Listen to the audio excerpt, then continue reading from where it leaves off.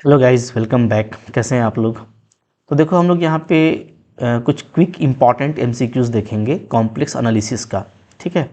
और ये exam point of view से काफ़ी अच्छा प्रैक्टिस सेट हो सकता है आपके लिए। तो मैं आपको सजेस्ट करूँगा कि पहले क्वेश्चंस को आप खुद से करना, आपका कॉन्सेप्ट रिकॉल हो जाएगा और आपकी प्रैक्टिस भी हो जाएगी। ठीक है। देयर आफ्टर आप उसको देखो कि मैं कैसे कर रहा हूँ। तो यहाँ पे देख लेते हैं वन बाय वन। देखो, यहाँ पे पहला क्वेश्चन ये है, बोलता है कि अगर आपको u गिवन है, ठीक है, x square minus y square, तो इसका हार्मोनिक कंजुगेट भी क्या होगा। तो काफ़ी फेमस और इंपॉर्टेंट क्वेश्चन है। तरीका भी बहुत सारा हो सकता है बनाने का। ठीक है। लेकिन जो इजी तरीका है वो ये है कि आप यहाँ पे सिंपली अप्लाई कर दीजिए CR इक्वेशन। ठीक है, यानी कुशी रीमा इक्वेशन। ये क्या होता है? ये होता है हमारा ux is equal to v y and u y is equal to क्या होता है, माइनस भी एक्स होता है। ठीक है। And these are the partial derivatives, ये आप जानते हो। तो सिंपली आपको यहाँ से वी वाई मिल जाएगा। वी वाई क्या हो जाएगा? ये हो जाएगा partial derivative of u with respect to x। तो अगर मैं u का पार्शियल डिफ्रेंशिएशन करता हूँ तो x के रिस्पेक्ट में क्या आ जाएगा? ये आपका 2x आ जाएगा। ठीक है। इसी तरीके से हमारा जो वी एक्स है वो क्या है? वो है माइनस यू वाई। ठीक है जी, यहाँ से देख पा रहे हो। तो y के रिस्पेक्ट में करेंगे तो ये -2y आएगा, तो यहाँ पे हमारा हो जाएगा ये +2y। ठीक है, हो गया। तो आपका देखो काम बहुत ही ईजिली हो गया। आप देख रहे हो कि वी वाई मेरा 2x है, यानी v का partial differentiation with respect to y 2x है, और v का partial differentiation with respect to x कितना है? 2y है।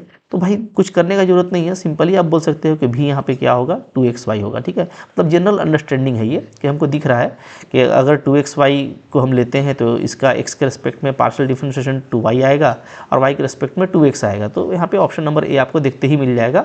और चारों ऑप्शन को देखोगे तो चूँकि पार्शियल डिफ्रेंशिएशन गिवन है तो आपको फ़ौरन से पता चल जाता है। ठीक है, कोई भी तरीका आप लगा सकते हैं, या आप अगर चाहो तो आप ऐसे भी बना सकते हो। ठीक है, जो कि माइलने सिम्पसन का मेथड है वो क्या है? वो है कि डी को आप ऐसे लिख सकते हैं। ठीक है, कैसे? V x d x plus v y d y, ऐसा लिख सकते हैं। ठीक है। तो अब यहाँ पे देखो, यहाँ पे आप देखोगे तो वी एक्स आपको दिया हुआ है कितना है जी? ये 2y है। ठीक है, so it is 2y D x. और यहाँ पे आपका वी वाई क्या आ गया? ये हमारा आ गया 2x डी वाई। ठीक है, तो अब आप 2 को कॉमन ले लेंगे तो बाकी जो बच रहा है y d x plus x d y, वो क्या होता है? वो डी एक्स वाई होता है, ये आप जानते हो। ठीक है, अब आप दोनों तरफ इंटीग्रेशन कर देंगे यहाँ पे, तो क्या आपका आ जाएगा? तो यहाँ पे आपका आ जाएगा सिंपली 2xy। तो आप चाहो तो कैसे भी बनाओ, आपका आंसर वही आने वाला है। ठीक है, तो ईजी क्वेश्चन है और इंपॉर्टेंट है, ऐसा क्वेश्चन आपसे छूटना नहीं चाहिए। आगे बढ़िए, फिर क्या है? देखो 12 नंबर है यहाँ पे। ठीक है, नेक्स्ट क्वेश्चन है, u हमको दिया हुआ है, तो बोलता है कि एनालिटिक फंक्शन क्या होगा। ठीक है, तो यहाँ पे भी वही तरीका है, चाहो तो आप इसका हार्मोनिक कंजुगेट फाइंड कर लीजिए तो आपको मिल जाएगा एनालिटिक फंक्शन, या आप चाहें तो माइलने सैमसन मेथड का यूज़ करके आप डायरेक्टली जो है एनालिटिक फंक्शन को फाइंड कर सकते हैं। ठीक है, क्या तरीका होता है पता है हम लोगों को कि एफ डैश जेड जो होता है ना, मतलब एनालिटिक फंक्शन का डेरिवेटिव, वो क्या होता है जी? वो होता है हमारा u x plus i v x, ये होता है। ठीक है, अब हमको सिर्फ u पता है तो हम इसको ऐसे लिख सकते हैं। ठीक है, ux ले लेंगे और हम vx को क्या कर देंगे? i ui कर देंगे। अभी हम लोग देखे हैं CR इक्वेशन। ठीक है, CR इक्वेशन क्या कहता है? ये कहता है कि ux इक्वल टू vy होता है। ठीक है, and ui is equal to क्या होता है? माइनस vx होता है। Okay, so we can replace vx by minus ui। Okay, ये आ गया। अब यहाँ से आपको कुछ करना नहीं है, आपको ux और ui, दैट मीन्स u का पार्शियल डिफ्रेंशिएशन करना है x और y के रिस्पेक्ट में। ठीक है, तो अगर हम x के रिस्पेक्ट में करते हैं तो मेरा ये सिंपली क्या आ जाएगा? ई एक्स कॉस वाई आएगा। ठीक है, माइनस आयोटा। y के रिस्पेक्ट में करते हैं तो ये आ जाएगा हमारा ई एक्स और माइनस साइन वाई आ जाएगा। ठीक है जी, क्लियर है? अच्छा, तो ये यहाँ पे थोड़ा सा इसको हम लोग ऐसे कर लेते हैं, ई एक्स हो गया कॉस वाई प्लस आई हो जाएगा ई एक्स साइन वाई। ठीक है, अब यहाँ से एफ जेड अगर आपको निकालना है ना, तो एफ जेड निकालने का सिंपल तरीका यहाँ पे ये हो जाएगा। ठीक है, कि हम लोग क्या करते हैं कि इसका इंटीग्रेशन करेंगे। ठीक है, at the point Z zero, मतलब एक्स को हमको रखना है जेड और वाई को रखना है जीरो। ध्यान दीजिएगा, एट जेड जीरो पे करिएगा तो हमको डायरेक्टली एफ जेड मिल जाएगा। तो एफ जेड क्या होगा? तो सिंपली ये हो जाएगा, यहाँ पे अगर हम जेड जीरो करेंगे तो हमको सिर्फ मिलेगा, देखिए cos 0 1 होता है तो हमको सिर्फ मिलेगा ई जेड। ठीक है, और साथ में आ जाएगा डी जेड। चूँकि यहाँ पे आप रखोगे तो आपको यहाँ पे साइन 0 0 हो जाएगा, तो ये आपका डायरेक्टली क्या आ जाएगा? 0। ठीक है, और यहाँ से हमको सिंपली क्या मिलेगा? ओनली ई जेड मिलेगा। ध्यान दीजिएगा। हाँ, तो यहाँ पे आपका एफ डैश जेड था तो एफ जेड क्या आ जाएगा? ई जेड डी जेड आ जाएगा, और आपको यहाँ से फाइनली मिलेगा ई जेड। तो भाई ऑप्शन नंबर ए आपका करेक्ट आ रहा है। ठीक है, तो ये माइलने सैमसन का मेथड है। अच्छा सॉरी, ये माइलने थॉमसन का मेथड है। ठीक है, माइलने थॉमसन मेथड से आप बनाएंगे तो इस तरीके से आपका ईजिली बन जाएगा। ठीक है जी, आगे बढ़िए। फिर क्या है क्वेश्चन है हमारा नेक्स्ट 30 नंबर बोलता है which of the following is true, कौन सा ट्रू होगा, सो आपको देखना है, ठीक है। तो बोलता है every bounded analytic function is constant, कोई ज़रूरी नहीं है, ठीक है। Every bounded entire function is constant, this is correct, this is the Liouville theorem, ठीक है। लियोविल का थ्योरम क्या बोलता है कि अगर आपके पास में कोई इंटायर फंक्शन है जो कि बाउंडेड है तो सिर्फ ओनली पॉसिबिलिटी है कि वो कांस्टेंट होगा। इंटायर है, बाउंडेड है, so only possibility is constant, so every bounded entire function is constant, ये लियोविल का थ्योरम है, ठीक है। आपका ऑप्शन जो है वो ए ऑलवेज करेक्ट नहीं है। याद रखना होगा आपको कि एनालिटिक अलग चीज़ होता है और इंटायर अलग होता है, ठीक है। इंटायर फंक्शन क्या होता है, the analytic function, the function which is analytic everywhere in the complex domain. तो अगर कोई फंक्शन एनालिटिक है everywhere in the complex domain then that is entire, और इंटायर फंक्शन अगर बाउंडेड है then according to Liouville it is constant. तो option number B ही आपका करेक्ट होगा, ठीक है। ये आपको ध्यान रखना है, काफ़ी इंपॉर्टेंट स्टेटमेंट है, इसका क्वेश्चन एग्जाम में आता है, ठीक है, ओके। बाकी यहाँ पे ऑप्शंस आपके करेक्ट नहीं है। आगे बढ़िए, फिर क्या है जी, बोलता है if f z is entire and f z less than equal to 10 for all z then. तो यहाँ पे देखिए, यहाँ पे आपको ये बोल रहा है कि आपका जो फंक्शन है वो इंटायर है, और इसका मतलब ये है कि फंक्शन हमारा क्या है, बाउंडेड है, ठीक है। तो हम लोग अभी पढ़े कि अगर वो इंटायर भी है और बाउंडेड भी है तो ओनली पॉसिबिलिटी है कि इफ़ हमारा क्या होगा, कांस्टेंट होगा। So option number b is correct here, ठीक है।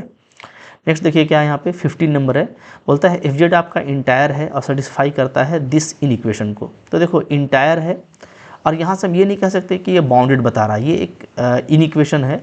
और यहाँ से जो है एक्चुअली जब आप लियोविल को जनरलाइज करेंगे तो आपको पता चलेगा कि ये बता रहा है कि एफ जेड जो है हमारा एक पोलिनोमियल है जिसका डिग्री क्या है, एट मोस्ट 2 है, ठीक है। तो ऑप्शन नंबर बी यहाँ पे करेक्ट होगा। ध्यान देना, यहाँ पे इंटायर और बाउंडेड वाला केस नहीं है, दूसरा केस है, ठीक है।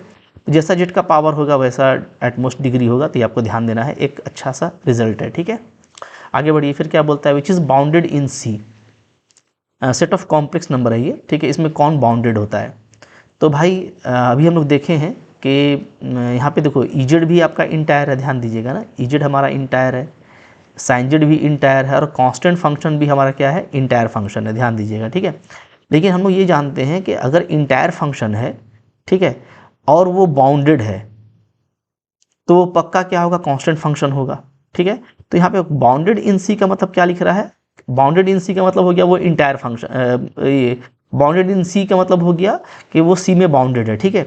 और अगर वो इंटायर फंक्शन भी है तो पक्का वो कांस्टेंट होगा। तो यहाँ पे आप देखिएगा ये तीनों ए बी सी में तीनों इंटायर फंक्शन है, ठीक है। तो सिर्फ कांस्टेंट फंक्शन ही ऐसा होता है जो कि बाउंडेड होता है, तो ऑप्शन नंबर सी आपका करेक्ट होगा। ई जेड या साइन जेड ये इंटायर फंक्शन तो है लेकिन ये क्या है, ये बाउंडेड नहीं होता है, ठीक है। बाय दिस थ्योरम आपको ध्यान रखना है, ओके। तो कॉन्सेप्ट एक ही जैसा है बट इंपॉर्टेंट है, ध्यान दीजिएगा। 17 नंबर देखो बोलता है क्या, the value of contour integral is, इसका इंटीग्रेशन निकालना है हम लोग को, ठीक है। तो कॉन्सेप्ट आपको पता है, यहाँ पे हमको जो एफ जेड दिया हुआ है वो क्या है, वो है जेड स्क्वायर प्लस 3z+1, ठीक है। और ये क्या है, ये आप दिख रहे हो कि कहीं पे भी ऐसा नहीं है कि हमको कोई सिंगुलरिटी मिल रहा है, तो इस क्या इज़ एनालिटिक एवरीवेयर, ठीक है। एनालिटिक एवरीवेयर, जो भी हमको डोमेन दिया है उस डोमेन में देखो, डोमेन क्या दिया है हमको, ये सर्कल दिया हुआ है, तो analytic everywhere in the domain z = 1, ठीक है। तो अगर कोई फंक्शन हर जगह एनालिटिक है, कोई सिंगुलरिटी वहाँ पे नहीं मिल रहा है, तो सिंपली जो इंटीग्रेशन है वो क्या हो जाता है, ये कॉशी का थ्योरम है वो आपका 0 हो जाता है, ठीक है, by according to Cauchy theorem. तो ये सब आप पढ़ चुके हो, ठीक है, काफ़ी सिंपल चीज़ें हैं, बहुत ही इंपॉर्टेंट है। तो यहाँ पे ऑप्शन नंबर ए आपका करेक्ट हो जाएगा। आगे बढ़िए, फिर क्या बोलता है, the value of contour integral is, ठीक है। बोलता है कि इसका वैल्यू क्या होगा, इस कंटूर इंटीग्रल का। तो यहाँ पे देखो, यहाँ पे अगर आप देखेंगे तो यहाँ पे आपको सिंगुलरिटी मिल रहा है, दो आपको सिंपल पोल मिल रहा है, ठीक है। z = +-1 क्या है जी, यहाँ पे हमारा सिंपल पोल है, इज़ सिंपल पोल, ठीक है। तो ऐसे में हम लोग ये कर सकते हैं कि रेसिड्यू थ्योरम को अप्लाई कर सकते हैं, ठीक है, इजी पड़ता है वो। तो यहाँ पे जो इंटीग्रेशन है ना वो क्या हो जाएगा, वो सिंपली हो जाएगा 2πi into sum of residues, ठीक है। तो हम लोग ये करेंगे कि हम लोग रेसिड्यू निकाल लेंगे बारी बारी से 1 पे और -1 पे, ठीक है। सो रेसिड्यू पहले निकालिए एट z = 1, इस पे निकालेंगे तो फार्मूला क्या हो जाएगा, ये हो जाएगा हमारा limit z tends to 1 z - 1 into f z, ठीक है। एफ जेड क्या है, तो ये पूरा एफ जेड है हमारा, तो इसमें z - 1 से मल्टीप्लाई करेंगे तो सिंपली आ जाएगा हमारा लिमिट z टेंडिंग टू 1, और मेरा बचेगा z - 1 से मल्टीप्लाई करेंगे तो नीचे में ओनली आपका z + 1 बचेगा, देख पा रहे होंगे, ठीक है। फिर यहाँ पे वैल्यू डाल देंगे तो 1/2 आ जा रहा है, ठीक है जी। अच्छा, रेसिड्यू निकाल लीजिए एट जेड इक्वल टू -1 निकाल लेते हैं, ठीक है। तो -1 पे निकालेंगे तो क्या हो जाएगा, लिमिट जेड टेंड्स टू -1, यहाँ पे आपका जेड +1 हो जाएगा इंटू एफ जेड हो जाएगा, ठीक है जी। तो यहाँ से हमको मिल जाएगा limit z tends to 1, z +1 से मल्टीप्लाई करेंगे तो 1/z-1 आ जाएगा ना नीचे में, ठीक है। अच्छा, यहाँ पे -1 है, ध्यान दीजिएगा -1 है, ठीक है। अब लिमिट डालेंगे तो क्या आ जाएगा, ये आपका -1/2 आ जाएगा। तो जो सम है मेरा, सम क्या आ जा रहा है, 0 आ जा रहा है, आप देख रहे हैं ना, 2 पाई आयोटा सम आ जा रहा है 1/2 -1/2, इन्हें सम 0 हो जा रहा है। तो आपका फाइनली जो इंटीग्रेशन है वो 0 हो जाएगा। तो 0 होगा तो वो आपको ध्यान देना है, ठीक है। या सम कुछ भी आता तो उसी के अकॉर्डिंग यहाँ पे आपको आंसर मिल जाता है, ठीक है जी। तो इंपॉर्टेंट क्वेश्चन ये सब, आप अच्छे से इसको देखिए, रिविजन कीजिए, ठीक है। नेक्स्ट बोलता है for this function z equal to 0 the singularity is, z equal to 0 कैसा सिंगुलरिटी है, ठीक है। तो ये तो काफ़ी फेमस आप देख रहे हैं यहाँ पे, अगर हम लोग लिमिट निकालने z tending to 0 sine z by z, ठीक है। तो लिमिट वैल्यू क्या आता है, 1 आ रहा है, ठीक है। तो 1 आ रहा है, इसका मतलब है कि ये क्या है, रिमूवल सिंगुलरिटी है, ठीक है। आप जानते हो ये सब सारी चीज़ें आप पढ़ चुके हो बहुत अच्छे से, एक बार रिवीजन कर लेना। ये आपका रिमूवल सिंगुलरिटी है और z equal to 0 only singularity है, ठीक है। सो ये आइसोलेटेड है, इसके अलावा यहाँ पे कोई सिंगुलरिटी है नहीं इसके नेबरहुड में, ठीक है। तो ये हमारा हो जाएगा आइसोलेटेड रिमूवल सिंगुलरिटी, ठीक है जी, क्लियर है।